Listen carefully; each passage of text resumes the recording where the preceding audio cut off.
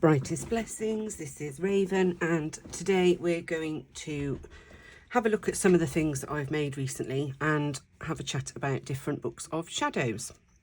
So this one you may recognise because we worked on this a little bit a few videos back. Please excuse the state of my hands. I've been tea and coffee dyeing paper for the last 2 days and I can't get it off.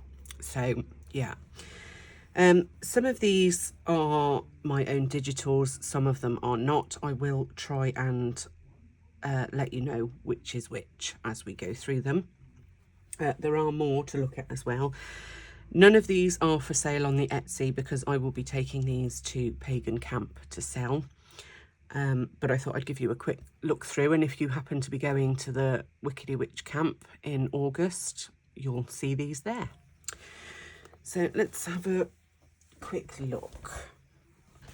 We'll start with this big flower one, I think. So Flower of Life, this is Stamperia paper.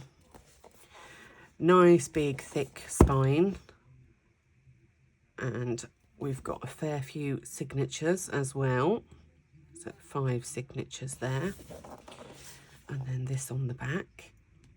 So these are designed to be journals obviously, but they're intended to be books of shadows or grimoires, and this is one of the reasons I wanted to do this video, because I do get a lot of questions about what can you use as a book of shadows, and generally anything you want. When people think of grimoires and books of shadows, they generally think of big black magical tomes, and although it's perfectly fine to have that, it's not everybody's cup of tea. Perhaps you're really into nature, birds and plants and other animals, so a book of shadows that looks like this would be more suited to your taste. Apologies, Douglas has seen a cat outside. So then inside, hopefully I'm in shot, let me just check. Yeah, so inside we've got a bit of a hodgepodge of papers. Now these are Stamperia papers, but they were gifted to me from Temu. Somebody sent them to me and they're blank on the back, which isn't ideal, but for this purpose it works just fine.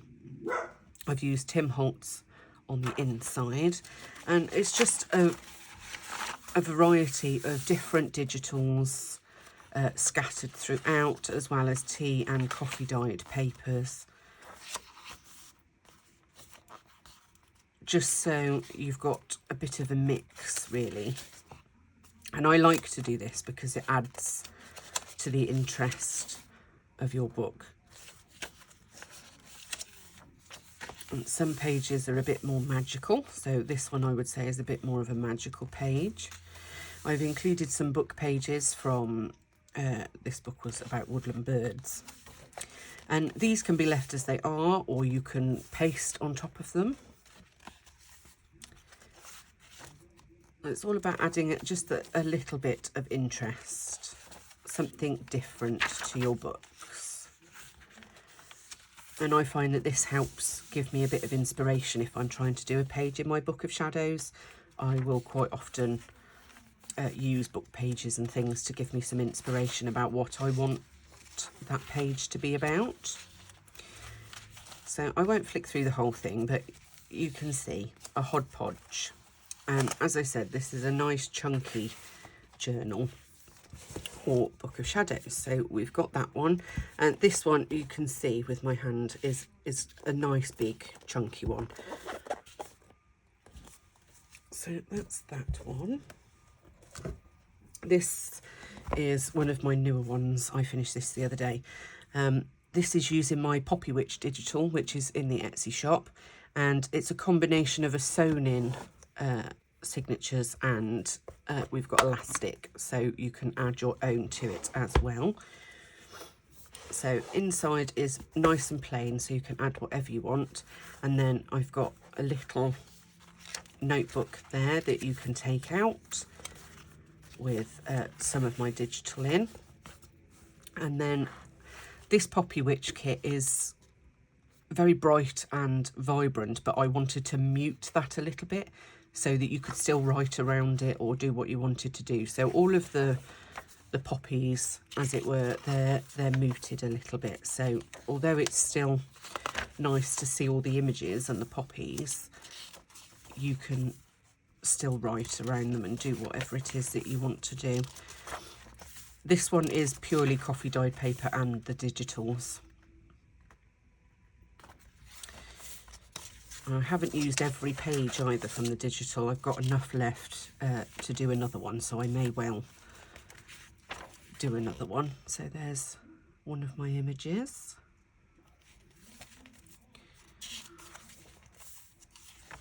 And I've just backed each of those with some of my vintage backing paper printed on the back. So the idea is that there's plenty of space to write on these. The majority of the ones that I'm showing you today don't have pockets and envelopes and things, purely because those are things that you add to. If I put loads and loads of pockets and things in, you might not be the sort of person that wants that. So when I'm making books of shadows as opposed to just general journals, I'll try not to put pockets and things in unless I feel it's calling for them.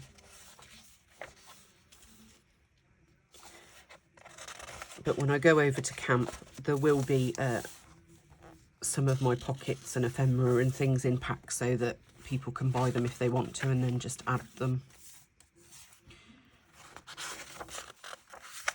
So yeah, that goes all the way through. Similar sort of thing with my digital images and then coffee dyed paper. And then at the back there's just another little notebook that can be taken out that's just been stapled for you to use. So that's that one. It's very cute. It's very rare I do anything with red, so I really enjoyed doing that one.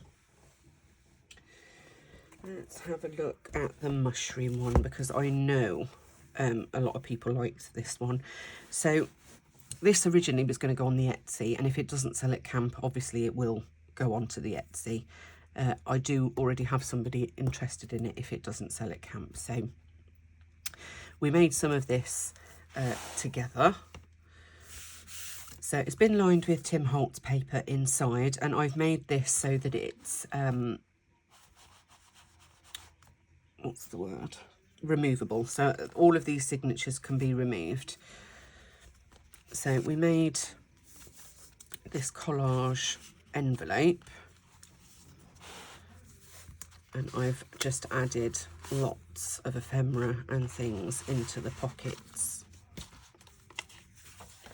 Some coffee dyed paper and then some of my digitals here.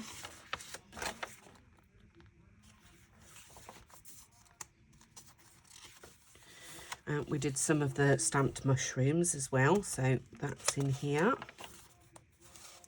Some collage tags with scraps. I put a little coffee dyed or splattered doily. So yeah, I really like making these where the signatures are removable, because once you've filled it, what else can you do with it other than look back at it? And this is a nice way of adding, so you can always keep these in a separate sort of storage place and then add another notebook if you wanted to. And these have been stitched, as you can see. There's the stitched part there, hidden. So yeah, that's that. And then this is the other side of the envelope again with bits in. Got a little bookmark there, and I showed you this, so this is an envelope as well, and this opens here. So we've got some nice big bits of vintagey mushroom ephemera, and then I've put a little tuck here with some pieces on, and same again really, bits of my digital. There's a few pockets and things, some spare paper there. I've used lots of ephemera, but with paper clips for this style. Purely, again, because not everybody wants to have pockets. So if you put them in with a paper clip, everybody's happy. It's grungy, love it.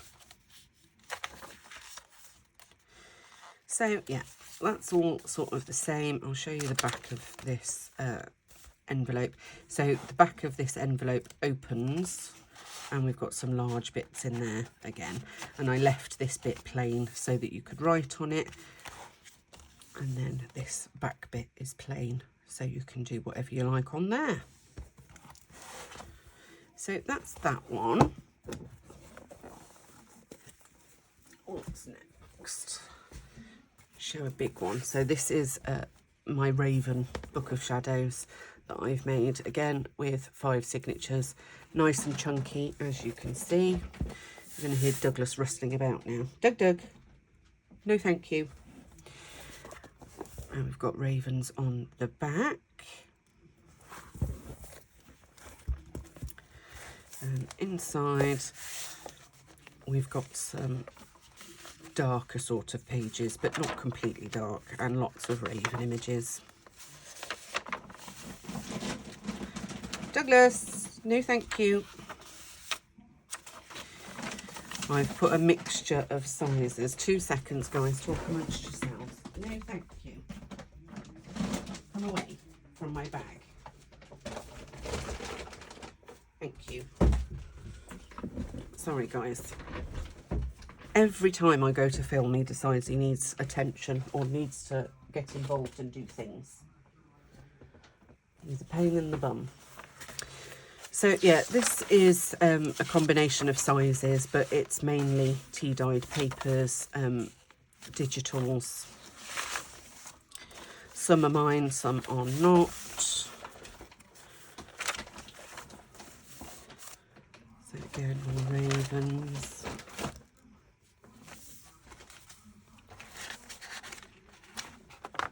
Got some ripped pages as well, which adds to the aged look. I've put a couple of little flips in as well, just to add a little bit of bulk. So yeah, plenty in here. Another flip there.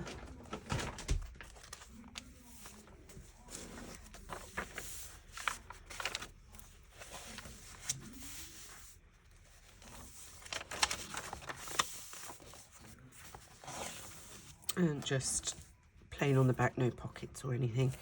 So yeah, this is quite a large one, but this is the sort of size I like to work with when I'm making mine. And you've seen some of my bullet journal books of shadows, and they're all B5, which is a little bit, it's about the size of the image here. So yeah, I like this size. It's not too big and it's not too small. So that's that one. Something a little different. I wanted to do something soft and a little bit squishy. So this is a soft covered journal. Obviously this is fabric, and then I've messy sewn one of my digitals onto the cover. On the inside, this is an envelope, and we've got some big bits of ephemera to go in there. And then I've put a little pocket. So all of these are from the Here Come the Celts kit, the ephemera and the pages, but the pages is a separate kit. All the images are in the A4 kit, and these are some I made especially for this journal. There's no coffee dyed paper in this one. This is all of my digitals with something relatively plain or interesting on the background, so that there's plenty of inspiration there and plenty of room to write. I don't think I've put this one on the Etsy shop, but as I said, the A4 kit has all the same images, just in a slightly different format. I may put this on if there's interest. If you would be interested, comment below and let me know. Love this green man image.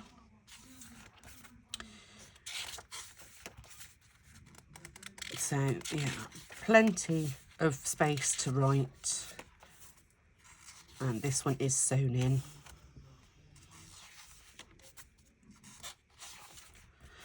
And this is the sort of style that I like to make, really. So if you've never seen any of my digital kits before, this is the sort of thing that I make.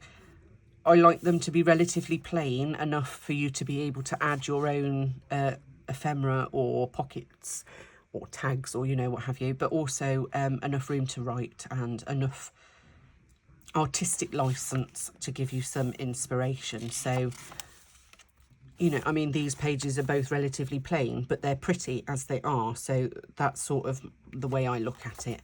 I don't want pages like this front one. You wouldn't really write on that. That's a decorative page. Do you see what I mean? So I will always try and make pages more like this, where they're muted in the background.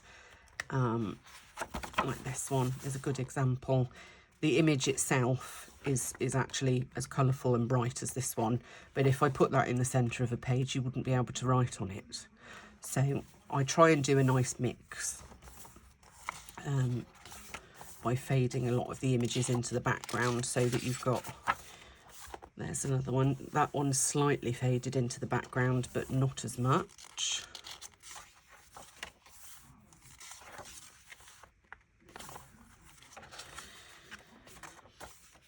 So that's that one, and then at the back here I've got some more of the ephemera from Here Come the Celts kit, and an envelope from the kit, and there's little bits of ephemera in there. And this was an envelope, and I've adapted it to make it a pocket. And under these it's just collage.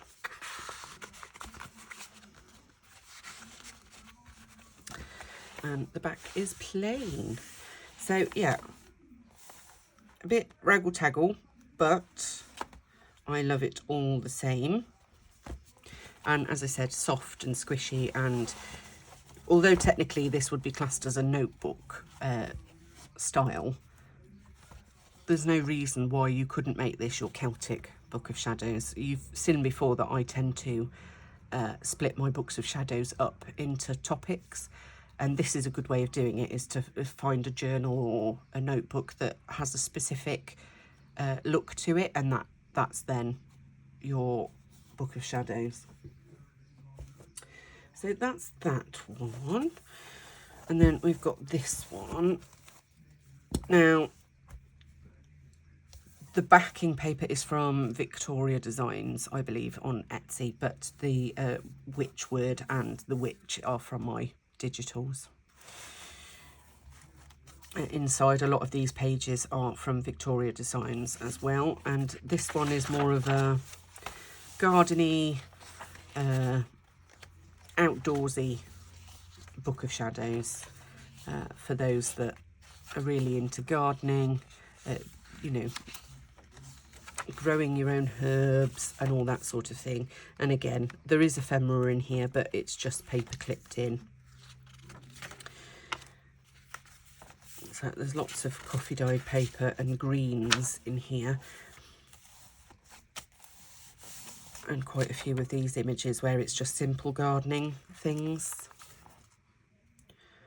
So I won't show every page, we'll just have a nice little flip. I've included some book pages with plants and flowers on as well, just to add a little bit of interest.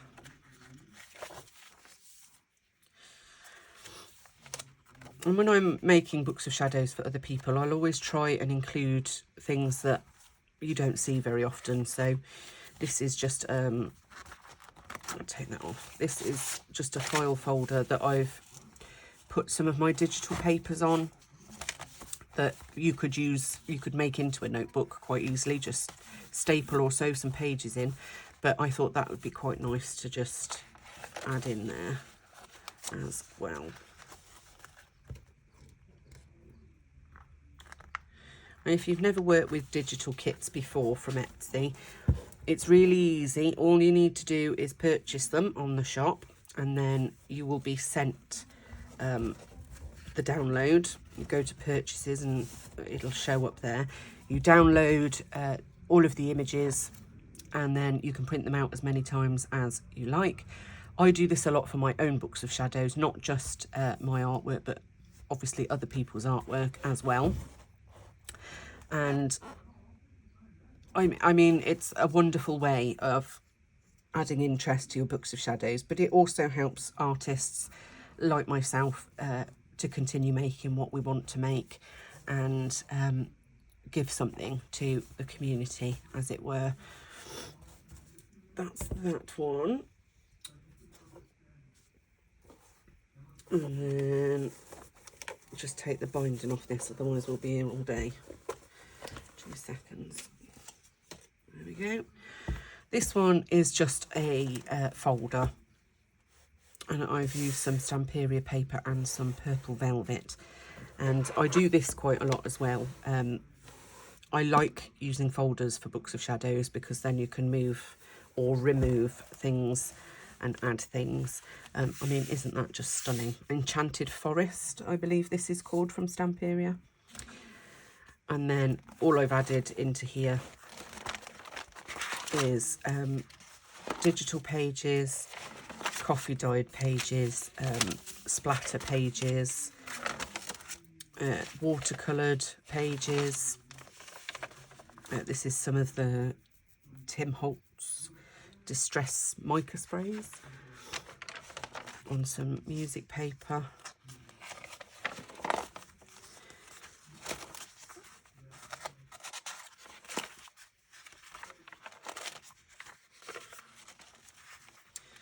So yeah, nothing over the top with this one, just nice and plain, so that there's plenty of room for you to add what you want to add.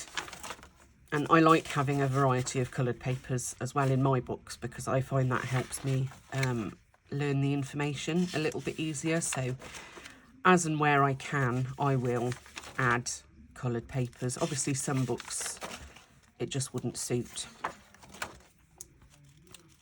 but when I can, I like to, especially the purple, because purples are my favourite. It's nice and shimmery, probably not picking it up. These are pearlescent watercolours, and the shimmery ones. But yeah, I mean, as I said, I like using folders because it's easy to add and remove things and move things around. And it gives you that ability, especially when you're first starting. So I would say if you've never made a book of shadows and you want it to look like a book of shadows and not just a notebook, any old notebook, I would use a folder. Decorate the folder up, or purchase a folder that's already been decorated and use that for your very first book of shadows, because it's guaranteed that everything you put in there in the first couple of years will either not be in there in the future, or you'll want to remake it or edit it. So I always suggest folders for beginners. If you're still in the just taking notes stage, a notebook is perfect for that, and then you can just start adding and making pages and do what you like with them. I like to add art and things to my books too, so this also means that if I make a piece of art that I think is particularly magical, or perhaps it was spell artwork, I've said before in previous videos, I like to write my spells and then paint over the top of them, and then add them to my books of shadows, so nobody knows what the spell is, but I do.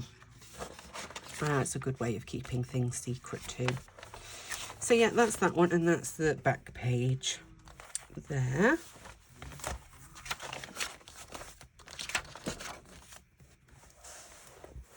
I'm in love with this purple velvet. I would cover my entire house with it if I could. And then I've just got one more to show you that I've finished. So this is everything I've made in the last couple of weeks. So yeah, busy girl. This is where the seam binding plays up, because I didn't tie it properly. I was in a rush to get it tied up last night and set to the side so I could go to bed. And as much as I love this sort of closure, this is what happens, you see. I get all muddled and you can't see what's going on where. There we are, we're getting there now.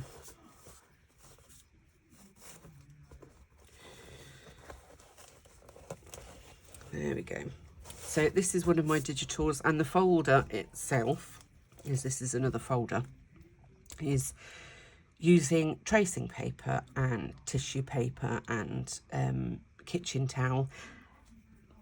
Glue all over the folder, wrinkle your tissue paper or whatever it is that you're using, stick it down, make sure it's all roughly, and then more glue over the top. And when it's completely dry, I then use a combination of paints and stains and dyes and things, and then I coat it with an adhesive. The back is completely plain, but you can see there's a mix there. It's not all one solid colour, and it's very, very tactile. You can hear as I'm rubbing my hands across. So the reason I like this is because it feels like rough leather. And inside is completely plain, but I have also covered the oh, what's it called? The closure part, the clasp, the metal part, because I don't like that. This one is all coffee stain paper and my digitals, but I've put all my digitals at the front. So this is the A4 Celtic kit here. And then I've just printed random backings on the back. So yeah, all the same sorts of images. It's just that this kit is for on A4 paper. So I won't show every page. You can go along to the shop and have a look. But yeah, they're all at the front in this one.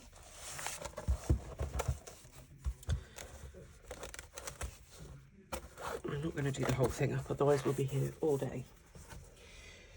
So for the rest of the video, I wanted to share this one, which I have started making. Very similar to the last one, except this has an eye. Now, you'll have to excuse the state of the eye. It's from where I've sprayed. I've got to come along with my scratcher and scratch it all off, and then it'll look like a clear eye.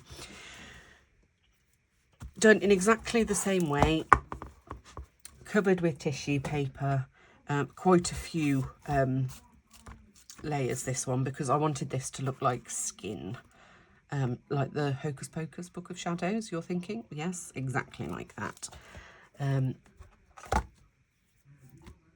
then I've added string here and then tissue papered over the top. So I was going to have a little go at stitching, which I have done before, but I wanted to show you how I do it on camera quickly before I love you and leave you. So I use a waxed string or twine. This is on Amazon pretty cheaply. This is quite thick. I prefer the thinner stuff, but I wanted this colour because if I went with bright white it wouldn't have looked right. And I tend to use this curved needle. So then all I do is push the needle through, and it won't come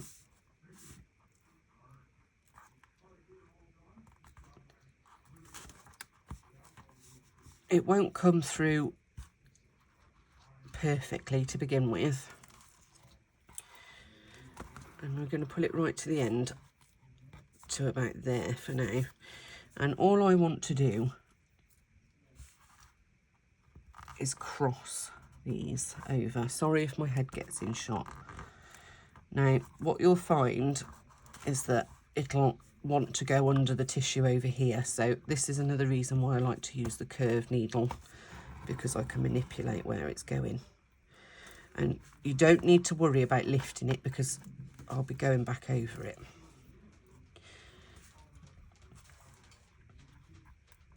And I have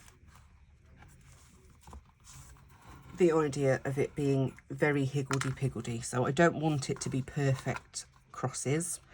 I don't want it to be perfect stitching. All I want is to look like it's been done in a rush. And once this is finished, I shall grunge this twine up a little bit as well.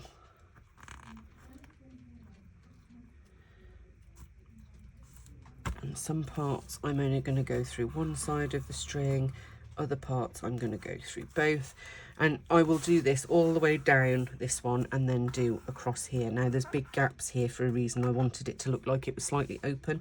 I will be putting some black in between as well, the bigger sections.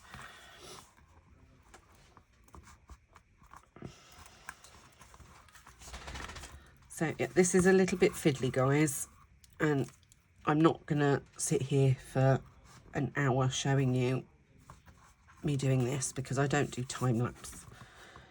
What you see is what you get. I don't edit my videos either.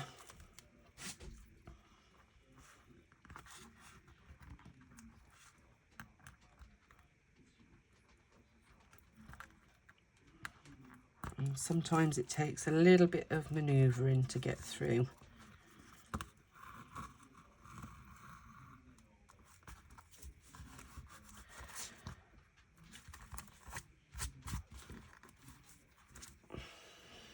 So you can see the sort of thing that I'm going for, yes? Now, obviously, in some places, if you don't use string, you can use sort of twiddled tissue paper as well. I just like to use the string because it makes the skin look like it's puckered.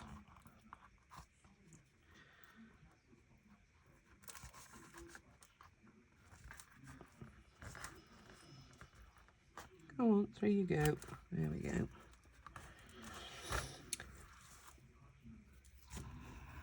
I will be sure to show you this when it's finished as well, because I know there's going to be people that are like, oh, Raven, show me how it looks when it's finished. And it's got all its papers and everything in, and I've finished faffing about with it. So here I'm just going to go between there. Because as I said, I don't want it to look perfect. I want it to look like it's a bit hapdash. So I will love you and leave you there for now. Not as long a video as some of my others, but not as short as some. There is still all of my digitals on my Etsy shop. I haven't been uploading journals purely because I've been making them for camp, as you can see. If you're new to my channel and you've not seen me here before, there is actually a giveaway happening at the moment. As soon as my channel reaches 1,000 subscribers, we're almost there, guys, I will be giving 2 lucky winners the chance to have all of my digitals for free. So head on over to my Etsy shop and take a look. I will link the giveaway video in the description below, as well as my Etsy shop and Patreon and everything. A really big thank you to all my patrons this month. You have helped me get some more stock in to make some more things. And I really hope you like all the digitals that I've uploaded so far. If you want to head over to Patreon, there are 3 different tiers, and there's also a lot of freebies on there. And that helps me to purchase more materials to make more things and show you guys. So that's it for today. Hopefully I will post another video soon, possibly more of a crafty thing as opposed to a witchy Book of Shadows thing. Okay, blessings.